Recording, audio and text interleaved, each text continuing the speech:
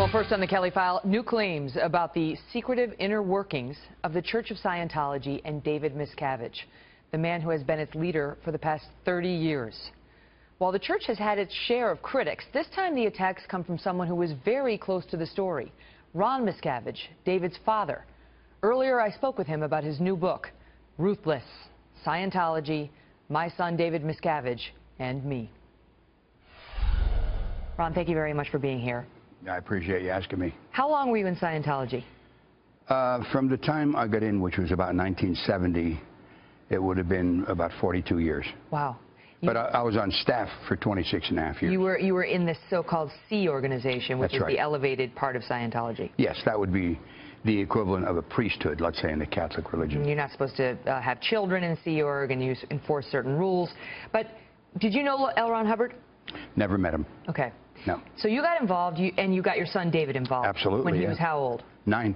Okay, and so you said that by the time he got to be, what, 12, 13, he was studying Scientology almost exclusively? Yeah, he was like a phenomenon. He took to this like a fish to water. Mm-hmm. Tell us about the religion as a whole, because it's obviously controversial. It's done a lot of people a lot of good. And one of its core messages is if you have a negative influence in your life, you can shut that negative influence out. Right. And focus on the positive and move forward. Yes. However, it's controversial because you write in your book about abusing people. Yeah. Tell us about that. Well, the actual philosophy of Scientology is not something I'm against. Like, I don't want to condemn it, and I don't condemn it. Because when you first get in, and we're talking about at the bottom of the bridge, the whole thing is called the Bridge to Total Freedom, but at that bottom level, you take courses and you do drills and exercises on communication. You can get counseling, or we call auditing, that will help you with your interpersonal relationships. And they have files on everybody who's done these auditing sessions. Absolutely. So John Travolta, Tom Cruise.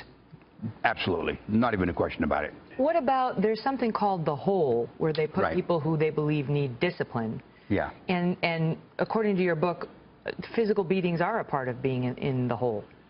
That I don't know about. I do know this, that the people in the Hole would spend all day confessing their sins, and some of the people in there, if they weren't getting what they thought was the sins out of the person, they would resort to physical things. Is it true if you get sent to the Hole, you have to clean the floor with your tongue? I heard that one guy did clean the bathroom with his tongue, yes. I didn't see this, but I heard it from reliable sources, though. Did you ever go to David and say, what are you doing? Believe me when I tell you, that would have been such an improper question, I would have never said it. Why?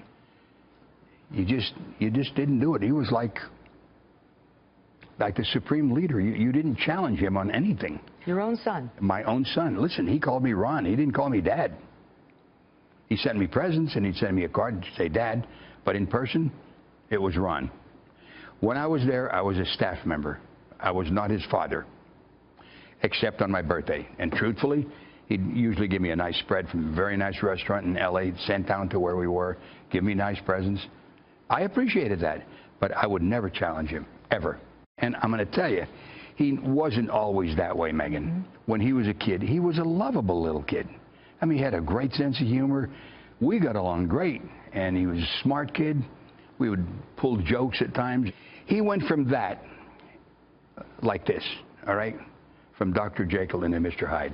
Let me ask you, because you admit that you abused your first wife. Absolutely. I have no excuses. That you punched her. Yes. Repeatedly.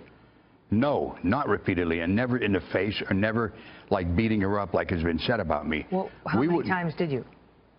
I don't know, maybe all the time. Over a 10-year period.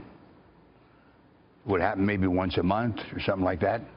I know what my daughter said. They also said that I beat them up with my fists, which is a complete lie. Well, what is punching? I never punched my daughters. Just your wife? In the arm or in the back. Look, I regret it. I don't know what to say to you. I'm not making excuses for it.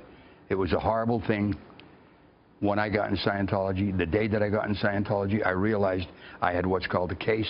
I realized I was dramatizing things that I saw when I was a kid growing up in the cold region. There was never any touching her. So they discouraged that. Scientology discouraged that kind of abuse. Absolutely. And after having been in Scientology for 40+ years, you decided to leave.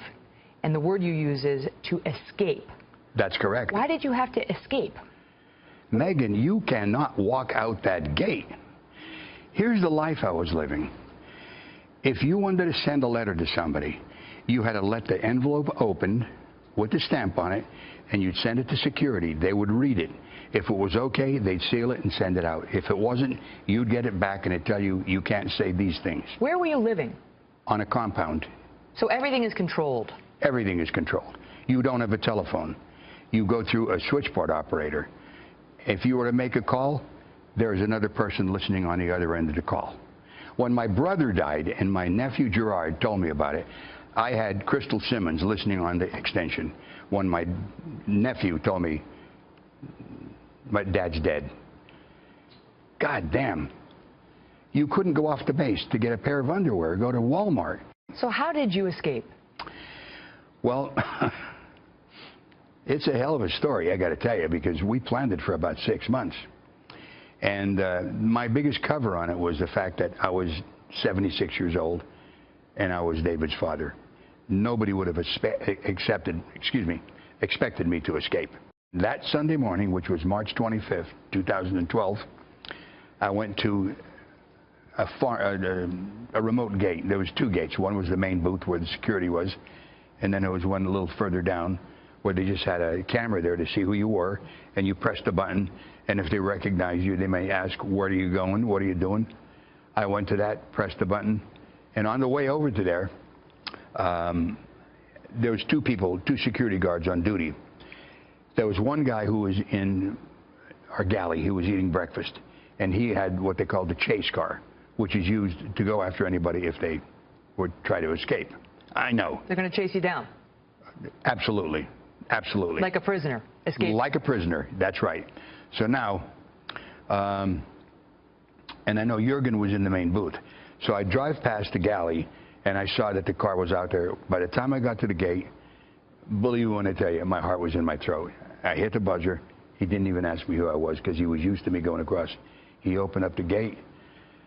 I slowly moved out. I said, Becky, we're turning left. I trumped on that accelerator and down the road about a mile. I must have been going 75 by the time I got there. If I turned right, I'd go to Route 10. That would take me to L.A. If I went straight, I'd go to Route 60, which would go to L.A.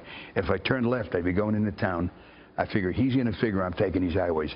So I turned left to go into town, went into the boondocks, and we were free. Fascinating, Ron. Thank you very much for coming on and telling your story. Again, the book is called Ruthless by Ron Miscavige, father of David Miscavige, head of Scientology. All the best to you. Thank you. And the Church of Scientology has denied Ron's allegations in full and called them sad as the product of a father that they say was taken care of by his son David.